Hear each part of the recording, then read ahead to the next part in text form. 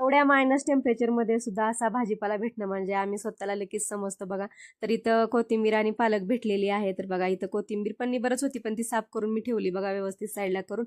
आणि पालक एवढी मोठी पेंडी भेटलेली आहे बघा. ती छोटी पेंडी द्या म्हटलं की देत नाहीत, एवढी मोठी जुडी दिलेली आहे पालकची. तर एवढी मोठी पालक आता म्हणलं पटकन साफ करून घ्यावे, नाही तर खराब होते. पालक आणले की पाणी मारलेलं असतं, त्यामुळे मी पटकन साफ करून घेतली बघा.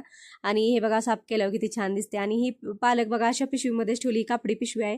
आणि इकडं अशाच पिशव्या भेटतात बघा, प्लास्टिकची वापरलं जात नाही इकडं जास्त, अशीच पिशवी वापरली जाते. आणि ही राहिलेलं साफ करून निवडून राहिलेलं हे गाय आल्यावर गायला देण्यात येईल. आणि त्याचबरोबर बघा आता पालक निवडून झाले तर पालकच्या पुऱ्याही बनवल्या होत्या मी. आणि त्याचबरोबर पालकचे पराठे केलेत बघा इकडं. आता पालक आहे म्हणल्यावर पालक डिझवणार, आता काय करायचं, एवढी जास्त पालक भेटली होती. आणि त्याचबरोबर अशी मटकी भाजली होती मिठातली तव्यावरती. तर अशी मटकी आमच्या घरामध्ये खूप जणांना आवडते, सगळ्यांनाच आवडते बघा, छान. आणि तुम्हाला पण आवडते का अशी मटकी? नक्की सांगा कमेंट करून. तर कसा वाटला व्हिडिओ? थँक्यू.